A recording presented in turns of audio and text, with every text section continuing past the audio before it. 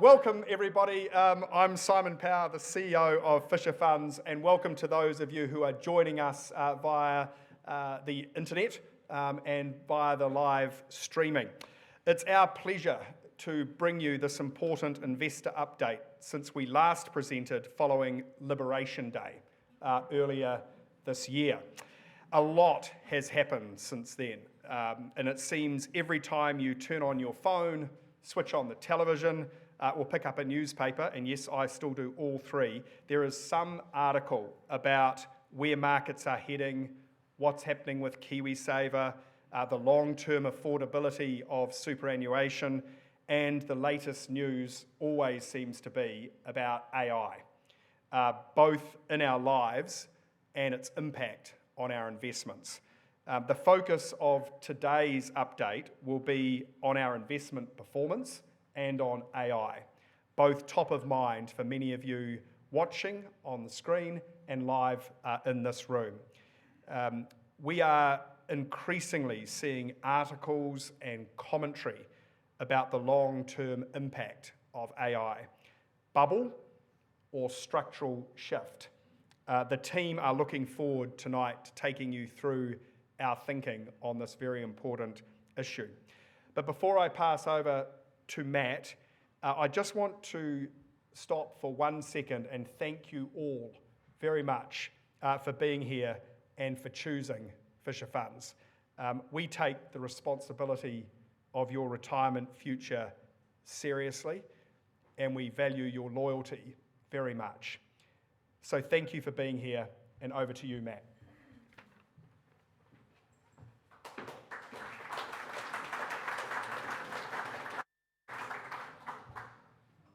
Okay, thank you, Simon, and thank you all for coming out on what I hear is a very dark and stormy night. So sort of looks like we've got a full house. So thanks very much for coming out. I am Matt Logan, a portfolio manager at Fisher Funds, and tonight, as Simon said, we'll be talking about AI, the technology, its impact on markets, and more importantly, its impact on your portfolios. I probably don't need to take you through each of these apps or businesses and tell you what they do. They all have 100 million users plus, and I think it's fair to say most of you probably use one of these apps today to either communicate, entertain yourself, or maybe even do some commerce. And from left to right, we go from old to new, or most recently released. We're getting a bit more tech savvy, right? So the time to reach 100 million users has been decreasing. But this isn't a presentation about these businesses, it's an AI presentation. So where's ChatGPT, the most popular AI program? Here it is. For those of you at the back, it's a very small bar.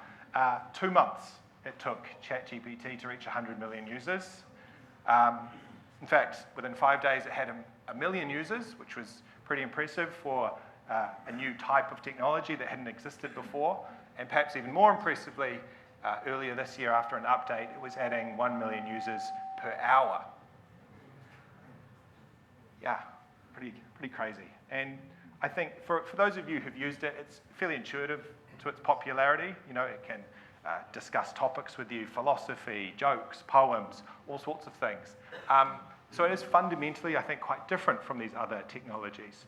But if you'll spare me a minute, I think this analogy sort of works as to the difference between traditional software and AI. I'm sure you don't need me to tell you about either of these pictures. They're pretty sort of, either in your cupboard or maybe you've got one of Jamie's cookbooks. I think traditional software is a little bit like the recipe book. If you follow a series of steps, you've got all the right ingredients, you get the same outcome every time. And that's like traditional software. So coding, same input, same output every time. AI is a little bit more like the chef. Jamie might use recipes from time to time, but in general, I think most of us would trust him to just go and cook. Go and look in the fridge, see what's there, and make me a really good meal. And that sort of generalized knowledge or intelligence that he has about all things cooking is what enables him to be a truly great chef. So he's got more flexibility than the recipe book, and he's also, frankly, probably a better chef as well. AI uses a technology where it learns from the internet. So it goes out there and basically canvasses the entire internet and distills that down in a technology called parameters, which, a little bit like the neurons in your brain, stores that information. They're big numbers, but leading AI models have between 500 billion to a few trillion parameters, and that sort of gives them the intelligence that they can then use. Why is this important? They're pretty intelligent. For those at the back, you don't need to read these names. This is simply a bar chart of as of a couple weeks ago, the leading AI models scores on a Mensa IQ test. Us humans there in the teal bar, although speaking with you tonight, you're not the average human, you're probably at least a few higher there. Hopefully we're up near that top 1%. But yeah, so ChatGPT 5 Pro is the leader in this benchmark. It has a human IQ equivalent of 143, which would put it in the top 1%. So that's today. And that intelligence today is allowing for some pretty productive things. So a couple of examples. One is in a recent GP visit. After the visit, by the time I got back to the car, there was a notification from my health provider in the app, and it already had meeting notes as well as a follow-up appointment suggested. And so my GP has got a little recorder, it's plugged into AI, and it instantaneously will take a transcript of our meeting, and then more importantly, the takeaways or follow-ups. I don't think it's hard to imagine sort of how productive that is for GPs, who might be bogged down by a lot of paperwork. And so that's a real sort of today use case, which is boosting productivity both for the GP and the clinic. At Fisher Funds, we're also using AI. So in our investment team, we have financial AI products. It's called AlphaSense. It's pretty cool. What it can do is take earnings calls, transcripts, news, and sort of synthesize that in a way that allows us to get up the curve on new investment ideas so that we can be more accurate and more timely with our investment decisions. So that's today. In the future, that's the picture on the left there. So we've got a self-driving Waymo car and a Unitree G1 humanoid robot. That represents the future potential for AI, but very much what is sort of expected and priced in as far as AI expectations and market values today. So each of these businesses or industries could be worth hundreds of billions to trillions of dollars. And so that kind of represents the future, and then those examples representing the present of what's sort of baked in today. And baked in today, some pretty lofty expectations and some pretty lofty valuations. Another chart here. This is slightly out of date now because AI stocks tend to move around a bit. But NVIDIA was the first $5 trillion market value company a couple of weeks ago. It's a number that's too large for me to imagine. So I've compared it here against the other 8 largest businesses in the world, and then maybe some things a bit more familiar or close to home. On the left-hand side in the dark blue, the NZX 50 stock market value and ASX 200. So basically the Trans-Tasman equity market there on the left as compared to the largest businesses, most of who are AI beneficiaries. Really hidden down there is the tiny little light teal bar for NVIDIA, which is their market value in 2022, before ChatGPT launched. And so it's gone from a company that's about slightly bigger than the NZX 50 to multiple times. And for those of you who aren't familiar, NVIDIA is the leading AI chip company, basically has a monopoly on training chips and inference. And so it's pretty easy to see the impact that AI has had on markets. Perhaps less sort of obvious is the impact that that's having in the real world. So all of these NVIDIA chips, the vast majority are in data centers. That's where AI actually lives in the real world. You can think of data centers, very, very large, complicated warehouses with a huge amount of cooling and power going in, and just racks and racks and racks of NVIDIA GPUs. But what does that look like? Doesn't look like the Devonport Peninsula, but it's about the same size. So here I've outlined Meta. It's the parent company of Facebook. They have a new data center campus called Hyperion. It's in Louisiana. and it's about 9 square kilometers in roughly these proportions, which is handy for me because I like nice looking pictures. And so this is the size of just one, well, it's the largest, but one of the sort of largest 8 companies' AI data center projects. It's going to cost about $250 billion to fully build it over the next 5 to 10 years. Once complete, it will use about 5 gigawatts of electricity. So putting those numbers in perspective, $250 billion, it's more than our government's budget.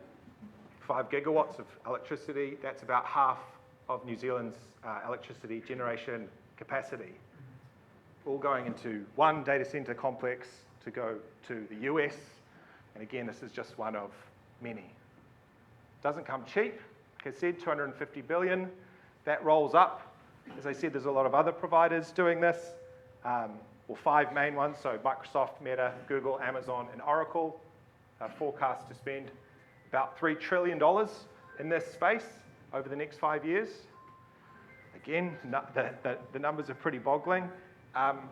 What I actually find interesting is that this spend is coming at a time when it's not as if these businesses have been slowly doing nothing, right? If you cast your mind back to the first slide talking about LinkedIn, Twitter, YouTube, Facebook, these are the technologies that have been sort of transforming our lives and businesses already. And that is spend on the left-hand side of the chart. So they haven't exactly been resting on their laurels. They've already been investing tens of billions of dollars. And yet that sort of pales in comparison to the exponential sort of rise that we're seeing here. Now, I've had the kind of fun technology part of the presentation, talking to you about AI and its transformation sort of capabilities for technology and markets. But to bring sort of dose of reality and sort of what this means for markets, I'd like to invite Robbie Urquhart, who's our Australian Equities Portfolio Manager.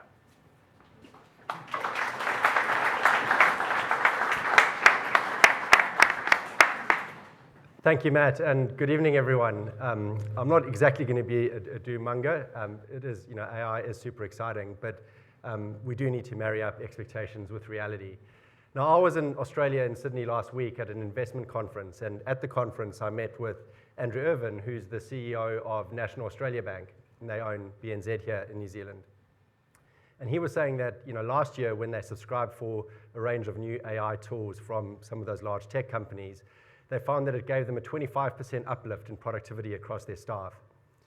And he said, but the really interesting thing is that when they got the next iteration of those AI tools this year, and they rolled them out, they found that it gave them a 200% step change in productivity, which he found staggering, and frankly, I found quite staggering. So when we think of AI, it is real, it is transforming businesses literally on a daily basis. That pace of change is accelerating, it's not slowing down. But from an investment standpoint, we have to marry up the merits of a technology and what it might promise for society and businesses at large with the financials and what these companies that are investing in behind the AI boom can actually earn. So if we try and put some meat on the bones of this and we come back to that $3 trillion worth of spending that Matt spoke about, that infers to us that over the next 5 years, these companies would need to deliver annualized profits of about $500 billion in order to make a decent return on that $3 trillion. And in order to do that, these businesses have to double their revenues over 5 years, which is not impossible, but it is quite a tall ask given that, as Matt said, it's not like they've been sitting on their laurels. They are businesses with huge revenues that have been developed over decades getting to this point. And this difference between, I guess, the market excitement and expectation and the reality of what can practically be delivered in a short time frame, we think can best be described by what is known as the hype cycle, which is a concept that was established by a consulting firm called Gartner. And in the hype cycle, they describe how when a new technology is developed and lands and has longer-term impacts for society, you see a lot of enthusiasm at the front end about what the promise is of that technology. And as that enthusiasm spirals quite quickly, you get to the peak of inflated expectations where you have the CEOs of these businesses walking around in leather jackets and signing autographs and looking like rock stars. But then when the promise disappoints and the technology doesn't deliver on the same time scale that the market expects, you go through this trough of disillusionment before expectation and reality finally finds a happy equilibrium down the track. And often it's not because the promise isn't real, it's because the time over which the promise can be realized is overinflated at the front end. The poster child of this kind of hype cycle is the internet era and the internet boom. And to remind you of what happened there is when the internet became a thing from a commercial perspective, it led to a 10 times return for tech-related share prices, particularly in the United States, through the 1990s. Euphoria was real. We got to the peak of expectations, and then we saw share prices crash 82% shortly thereafter, as the promise wasn't delivered on the timescale people expected. And that sort of rise and fall cost a lot of investors a lot of money, particularly if you invested in that internet boom late on in the 1990s. And the other interesting thing about that era is that the leaders that pioneered the rise of the internet in the 1990s, the likes of Yahoo or AOL, Alta Vista, those are not the household names that we talk of today when it relates to the internet. They didn't become the long-term winners from that technology. You know, Google, which really came out and became the monopoly provider of internet search and knocked Yahoo off its perch, it only listed in 2004, which is towards the back end of this chart. You know, if we think of Uber or Netflix, which have transformed the way that we view public transport or the way we ingest television, those brands and business models really only came into being properly in the 2010s, almost 20 years after the inception of that internet boom.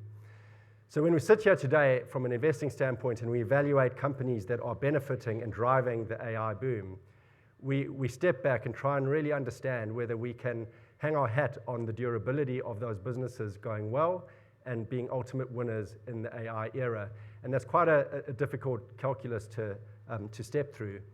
To highlight just one very key example, Palantir is one of the poster children of the AI era at the moment. Its share price has gone parabolic, and it has software that does a whole bunch of analysis and interpretation for governments and defense contractors. But with the share price having gone parabolic, it sits today with a $500 billion valuation, which is more than 5 times the total valuation of all the companies of the NZX. And the issue with that isn't the $500 billion, it's the fact that Palantir only makes $500 million of profits per year, which is about the same as Fisher & Paykel Healthcare, one company on the NZX. So the obvious conclusion is that the market expects the profits or the profit growth to go parabolic as well. Now, that wouldn't be a big issue for markets if it was isolated to a few companies. You know, that exuberance was isolated to Palantir and a few other companies.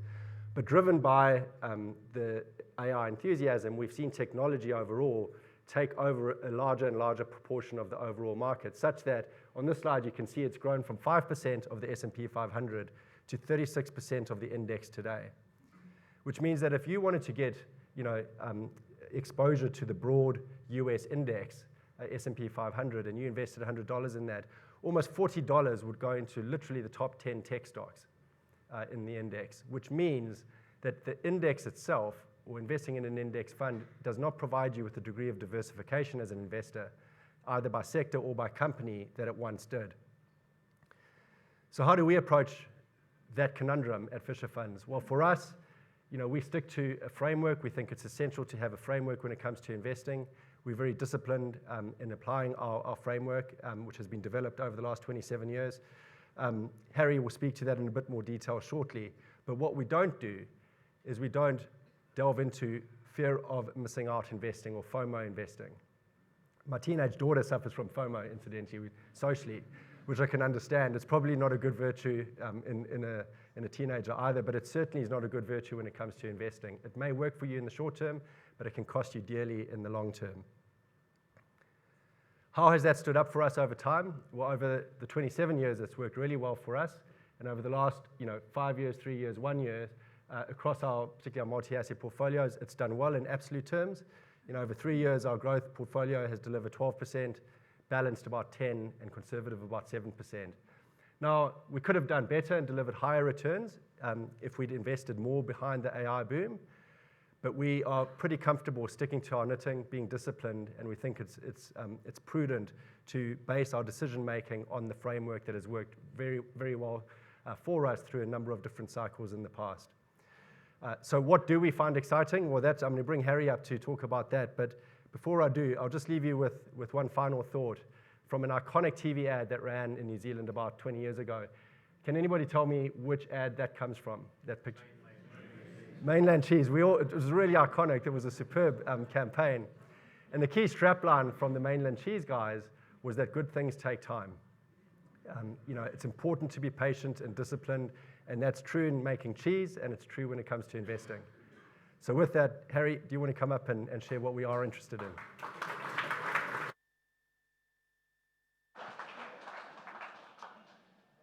Good evening all. I'm Harry Smith.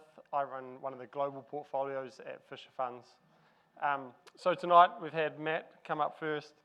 He's spoken about the technology, why we're optimistic about the technology, why we think it will be good for productivity and lead to economic growth over time.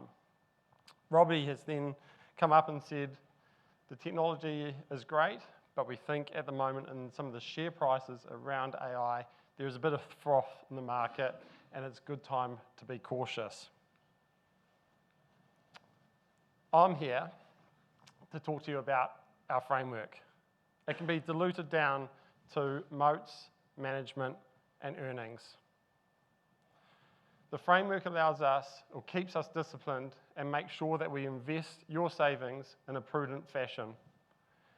It means that we don't buy into the hype, we don't follow the narrative, and we don't chase momentum. Now, you'd be well within your right to say to me, look, Harry, those words, moats, management, earnings, sounds great, but what does it actually mean?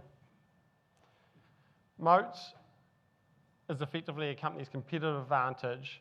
It allows a company to protect its profit pool that it earns over the long term. Management, we want to invest behind managers that think along the same lines that we do.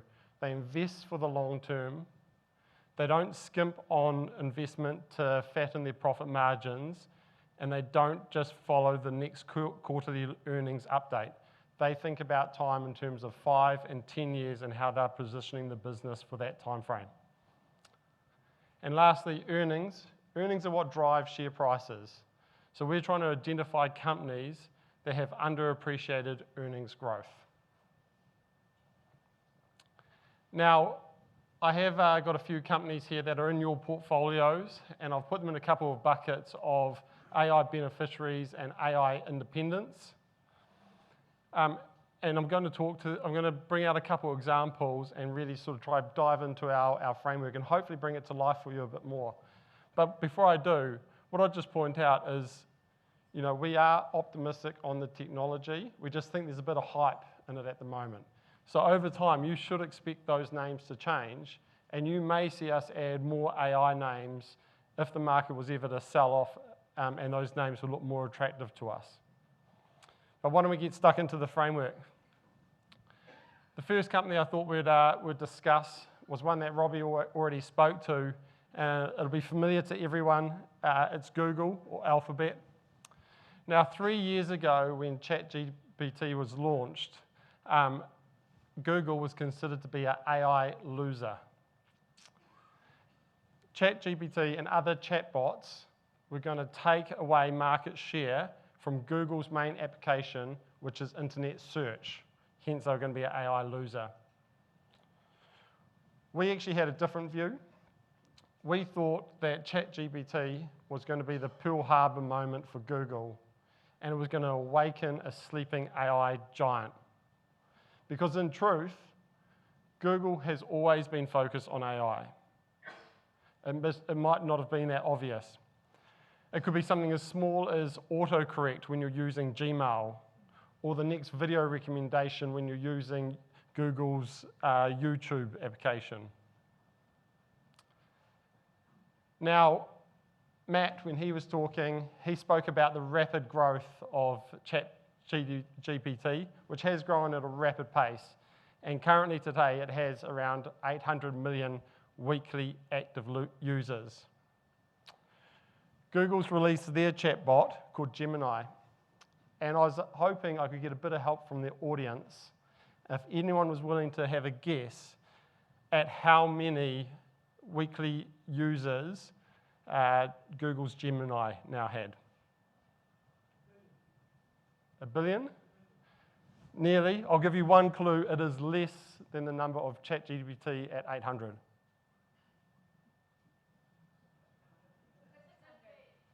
650.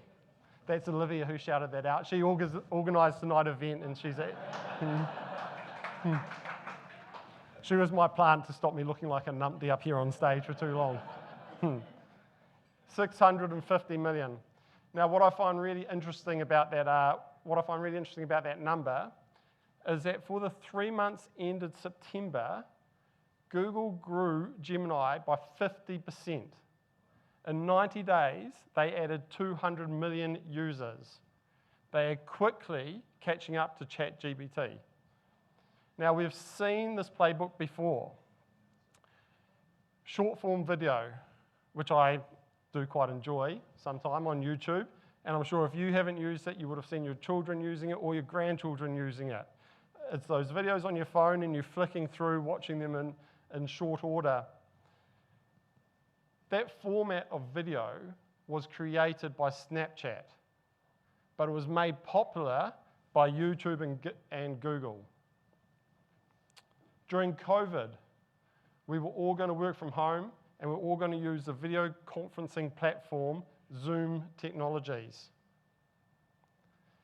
Since its peak, Zoom, the share price is down 85% because they're losing market share to Google and others, with Google's Meet, its own video conferencing platform. So when we think about the moat of Google, we think about how entwined the company is with the consumer. When we think about the underappreciated earnings growth of the company, we think about their ability to push AI through their applications, be it Gmail, be it search, be it YouTube, be it Maps. And lastly, on management, we have a lot of respect for management. And just to give one example, back in 2014, Google made an acquisition of DeepMind. DeepMind is an AI company. Google saw the AI revolution coming and they invested ahead of it, and it's exactly the behavior that we want to see from managers. So in summary, we think Google is a great addition and a great platform for growth to sit in your portfolios.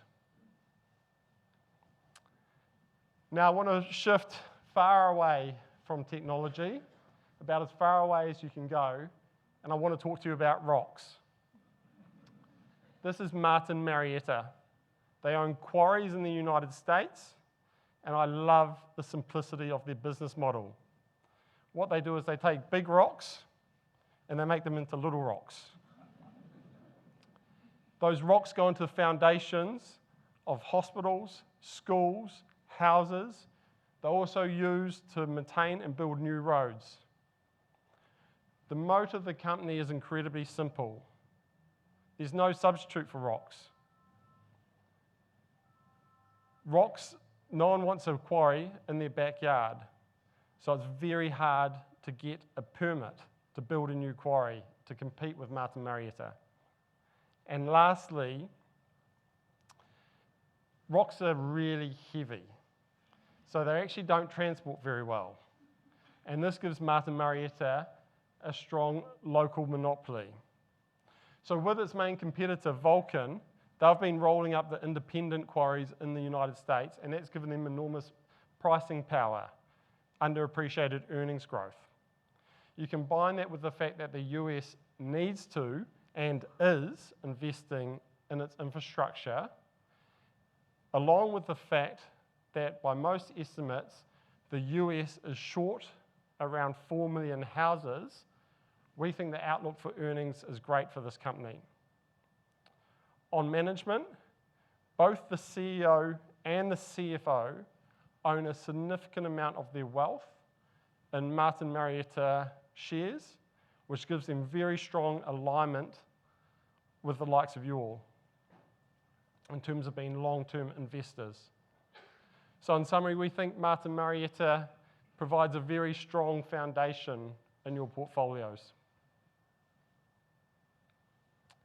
Now, before I bring up Nilesh, our Chief Client Officer, for the Q&A, I just wanted to leave you with a couple of key thoughts. My first one is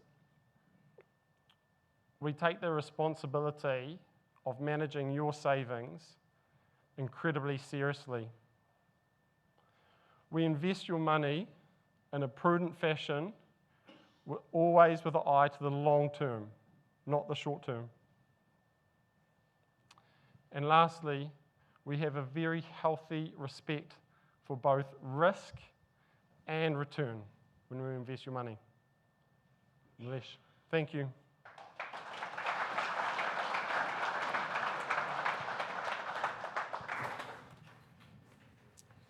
Good evening, everyone. My name is Nilesh Mistry. I'm the Chief Client Officer at Fisher Funds. It's great to see so many familiar faces this evening, and it's also great to have so many of our clients connecting via the live stream. I'm going to be moderating the panel this evening, so I'd like to invite my colleagues back up on the stage.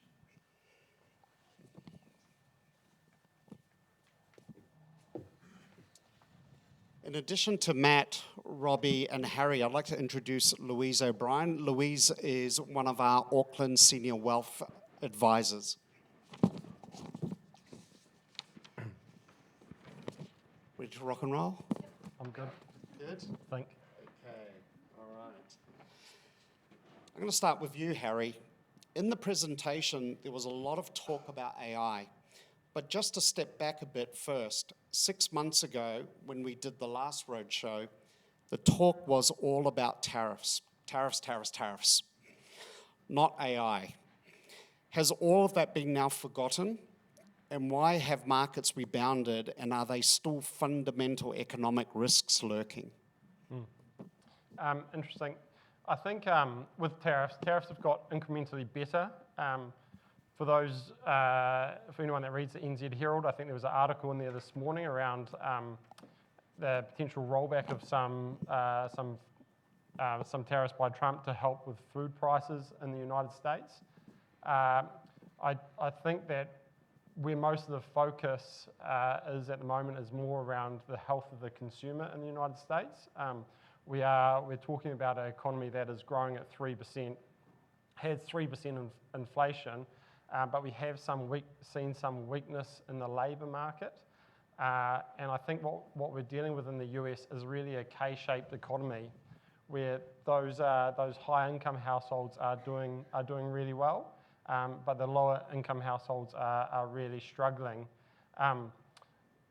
The fact is, though, really that the high-income households, the top 10% drive around 50% of consumer spending in the US, which is 70% of GDP, and the economy continues to tick along nicely as the 3% GDP growth would suggest.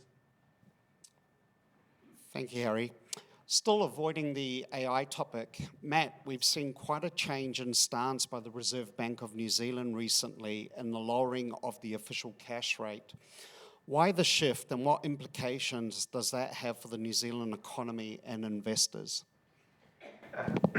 Yeah, thanks, Nilesh. And it's top of mind for a lot of Kiwis. I think the OCR underpins both the term deposit rates you're going to get at the bank as well as your mortgage rate, and very topical discussions. The main thing driving the OCR lower, I don't think is a surprise to anyone who's maybe felt the economic sort of headwinds in New Zealand the last couple of years. Certainly in major centres like Auckland, it has been pretty tough. If you look at property statistics or consumer spending, it's been a challenging time. A little bit like the K-shaped recovery that Harry talked about, except our K is maybe a little bit more like a lowercase k, where the bottom half is a bit heavier than the top half. We wish we were seeing 3% growth like that. I think New Zealand's probably been in and around a recession for near on 3 years. So anyway, the OCR needs to come down. That is going to stimulate the economy, get people borrowing again. We're getting there. We were at 5.5%, we're now at 2.5%. With inflation, we're only really just getting into proper stimulatory sort of levels. So we should start to see some of that stimulatory sort of effect come through in businesses. start to invest. I haven't seen any real hard evidence of that yet. I'd like to see New Zealand businesses hiring in earnest. I'd like to see them spending in earnest. So it might take a bit more. Later this month, we'll probably get another 0.25% cut. Might take a bit more than that as well. But we're certainly closer to the end of this cycle than we are at the beginning. So that's the sort of economic picture for returns. Look, no one wants to see their term deposit rates come down. I'm sure many of you maybe have some, of your assets on term deposits. Hopefully you locked it away for 5 years last year. I didn't, so hand on heart, I certainly won't be, up here on a but yeah, so it's trickier for fixed income returns going forward. As a result, we do base off a sort of OCR level.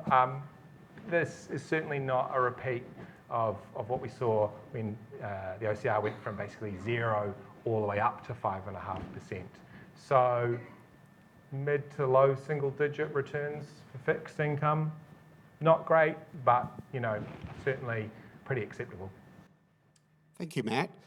Robbie, you've been visiting a number of your portfolio companies in Australia. What are you hearing from some of the other organisations that are within our portfolio and in general in Australia?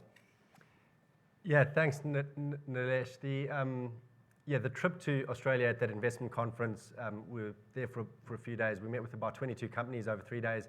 The messaging was almost the opposite of what Matt's just described about New Zealand. It was super encouraging. The Australian economy has been through its trough. It didn't really go into recession, but growth is accelerating. The domestic economy is starting to really pick up. And you're seeing that broad-based across a range of sectors, across a range of geographies within Australia. So the consumer is in good shape. Businesses are still lending, so credit growth has been pretty robust. And business investment, even though it's been sort of trucking along, it's growing at about 6 or 7% a year for the last few years, still in a dollar sense sits below where it was in 2019. So this theme of investment spend within the domestic economy could continue for a number of years. And the sorts of things that we heard companies reference is a pickup in government infrastructure spending. The Albanese government is fiscally less conservative than previous governments, so you're probably going to get a decent amount of government spending. You have the Brisbane Olympics coming in 2032. They're really got to get moving because there's been a lot of shenanigans with the state political upheaval within Queensland, but they've got to really push go, otherwise they're not going to get there in time, so there's going to be a lot of spending coming through Queensland. And that's all just going to continue to drive this pickup in infrastructure. Data centers for the first time came up in a number of discussions, not from data center operators or people talking about AI, but from beneficiaries of the data center build out. So the range of data centers and meeting that AI demand, that range of that build out is really starting to expand such that it's now showing up in aggregate numbers as well. So it's a big deal. It's going to drive demand for copper. It's going to drive demand for construction, for electrification, transmission. All of that bodes very well for the domestic economy. So if we think about it in buckets, Nilesh, I think our domestic cyclical companies that have been sort of tepid for a wee while, the likes of Marsh Group, which is an Aussie version of Martin Marietta, very levered to the construction cycle, Media and outdoor advertising, those sorts of businesses should do pretty well. The consumer discretionary names should do quite well. The housing market is starting to pick up. So it really was a very, very constructive, positive picture. And so it's no surprise that we saw that strong employment print. They added about 40,000 jobs to in employment last month, and the market has completely priced out further interest rate cuts. Interest rates, the OCR equivalent there sits at 3.6%. The next move is probably up in 2027 because growth is accelerating. So it's a very constructive story. Great insights, Robbie. Louise, coming to you from an investment advice perspective, how do you make sure you have flexibility for the unexpected when you're investing? Evening, everyone. I don't know about you, but a lot of this talk and the graphs we've seen tonight make my head spin. And often when I'm, as an advisor, sitting in your homes and in our meetings talking about our lives, really we just want to keep things as simple and as predictable as possible because where there's certainty, we're safe. And at the moment it feels like, I think for a lot of people, and I include myself in this, having so much change around us, especially affecting our children or our grandchildren, it makes us want to hold things a bit tighter. So this question here, where it comes to flexibility, traditionally with financial planning, having cash is always a good idea. Everybody needs cash for unexpected expenses and for your rainy day fund.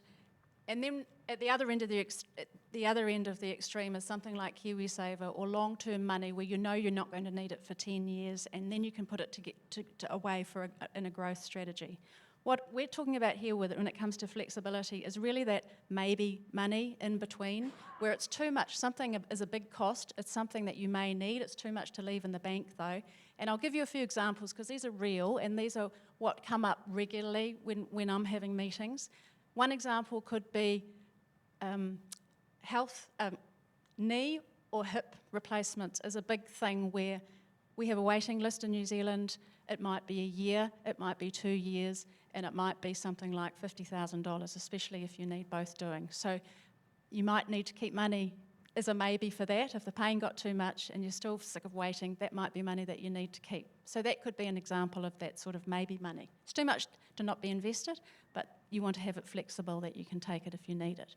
Another one that I'm seeing a lot is children and the impact of relationships breaking up or redundancies in the workplace. Now, it may be that they'll be fine, but we've got a lot of families with very high mortgages, young children, and not job security. That gig economy is a killer for anyone needing permanence or security when they've got debt. So that can impact parents and families if they need to help out. So that's another example.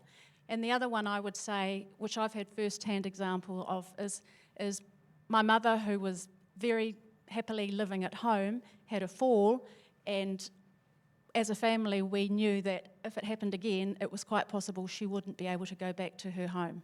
So we needed to be sure that we could come up with a deposit to be able to buy a place in a retirement village where she had looked and knew that it might happen. That sort of is the sort of flexibility I'm talking about. And I suppose just on that, when it comes to having that flexibility, never underestimate the value of managed funds that are invested in listed companies, because if we get a withdrawal request, within a week the money will be in your account. Now that can't be said of every investment, and I think it's underestimated the role that it plays in today's world. Thank you, Louise. Really good examples of what our clients are experiencing and how we're assisting them as well. Robbie, back to the AI topic and the risk of a bubble forming in the markets more generally. How do you think this period compares to the late 1990s? Is it a fair comparison? And how concerned should we be about a potential market correction? To the second part of the question, I think Warren Buffett once said that, forecasts tell you more about the forecaster than it does about the future. So, it's always hard to pick whether we're about to go into a big market meltdown. But if we take the first part of the question, I think there are some similarities but some important differences between the internet era and the dot-com boom and the era that we sit in today. In the internet era, a lot of those companies that drove the tenfold return in shares, tech companies, they weren't earning anything. So it wasn't even that the profit growth was underestimated. They didn't have any profits. And so they were very fragile businesses that were built on a dream that had no foundation underpinning that dream. The difference this time around is that the companies that are spending or are entering into contracts for that $3 trillion of expenditure have got very strong, good, proven business models in the listed space. And so that gives a very different complexion to this build-out and actually makes the decision-making even trickier, because you still look at signs of the way some of these deals are going through with vendor financing. And by that I mean, NVIDIA is buying equity stakes in some AI companies to help them, give them the funding to enter into a contract to buy future chips from NVIDIA down the track. That kind of circularity of creating notional value because of the way the contract works is what we saw in the dot-com era, which again makes us quite cautious when we look at this. But the business models are real, and on the optimistic side, positive side, just outside of the direct AI beneficiaries, If you think of that anecdote I shared from Andrew Irvin, the productivity benefits that a range of businesses and a whole bunch of other industries are going to get from this advancement in AI is going to create potentially tremendous value in a range of companies that we don't necessarily think about as being AI beneficiaries today. So the users of AI might do very well. So when you cast that over the whole market, I think it would be a long bow to say we are for sure in a bubble and we're going to go into a big market crash. We do think caution is warranted. We think a framework is a good way to look at investing, understanding and having a good handle on which businesses are going to succeed longer term, is a good idea. And then lastly, what I'd say is one of the other key differences, so I'm going on a little bit now, between this era and the tech boom is that the tech boom was all in the listed space. So, all of the money went into listed companies, and so the boom and bust happened very publicly. A lot of the money that's gone into AI has gone into unlisted companies. So it's venture capital funds and private funds and institutions that have invested in the likes of OpenAI, which is, one of the biggest unlisted companies globally. So should those companies implode, it's separate to what we see in the stock market as well. Thank you, Robbie. Question that was asked earlier this evening, and I'm going to give it to you, Louise. What decisions does an investment advisor help you make?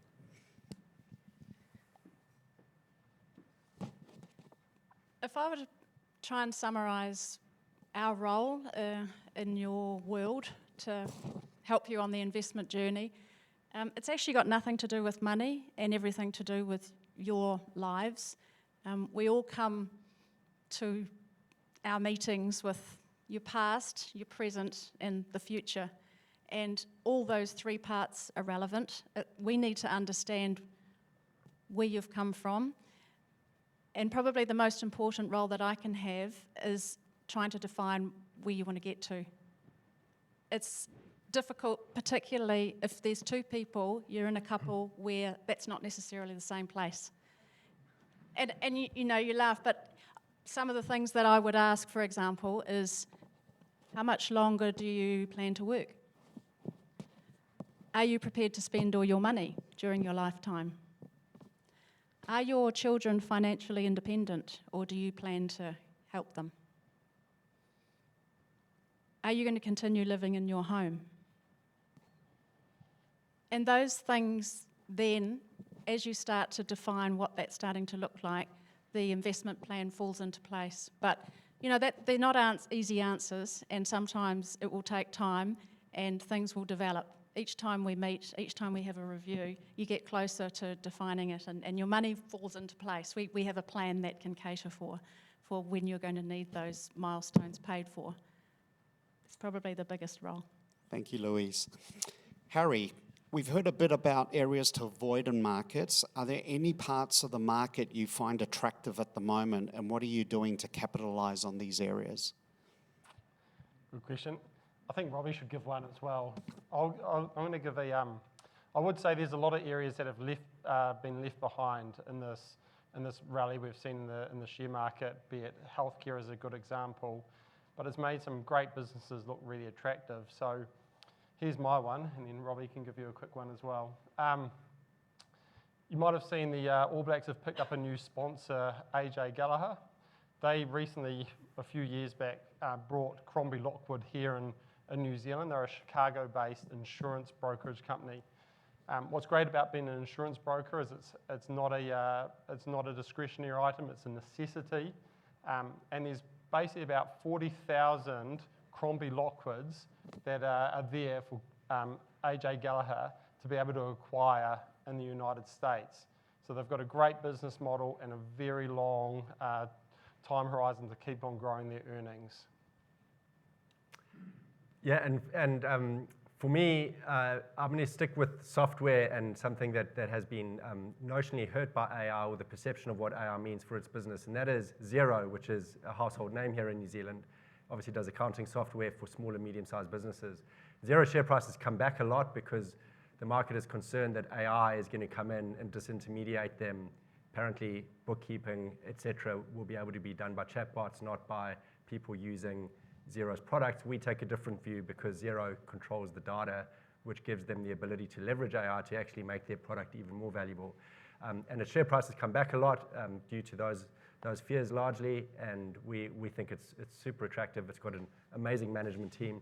It doesn't, Xero doesn't sponsor the All Blacks, but they do sponsor a lot of women's football globally. So it's great on the sponsorship side, but importantly, we think it offers really good long-term value. Great, thank you both. And then finally, Louise, we have a number of our clients wanting to know more about the upcoming KiwiSaver changes. Can you talk us through that, please? Yeah, sure. The government announced a few changes in the most recent budget. It's the big one, which I think is heading in the right direction, is that contributions will increase. The minimum rate of contribution for employers and employees is going to move from 3% to 4%, 1%, and it's over 2 years. So it goes up to 3.5% from April next year, and then up to 4% in April 28. So it's very gradual, and it's only 1%, but it's positive. I mean, it will make a difference to those who are accumulating over future years. Another one of the main changes is that 16 and 17-year-olds will now be eligible for the government contribution. They are now. And from April next year, they can receive employer contributions if they're working. So that starts saving habits earlier and gives them a boost if they're not at school and starting to really earn some money. I think it's a great way to get them started and thinking about saving. The other big change is that the government contribution of $521 a year is going to be halved down to $261, and anyone earning over $180,000 a year won't get it. So that's the fiscally sustainable step. And, Frank, honestly, I thought that they'd probably cut it completely, that contribution. So I don't know how much longer that $261 will be around. But it's still a bit of a incentive to save, especially for younger ones. Those are the main changes. Great, thanks, Louise. I just wanted to add on that, just when it comes to our KiwiSaver, those contribution rates moving from 3% to 4% can make a massive difference. And I just would encourage anyone or you to encourage your family members. On our website, we've got a KiwiSaver calculator where you can put in your current balance and your current rate of contribution, and you can look at the impact. If you were to add another percent and boost your contributions to 4%, 6%, 8%, or 10%, you can see the difference. Based on your salary, you can see the difference that it'll make by the time you're 65. It's quite a neat tool, and it's quite enlightening. It's a big difference. Thank you, Louise. And we do actually have a number of tools that you can access online, or please feel free to call us and speak to one of our team members or your own advisor. That concludes the panel for this evening. I just want to thank my colleagues and thank you all for attending this evening. If you have any further questions, a number of the Fisher Funds teams will be here for a while longer, so please reach out to any of us. So thank you.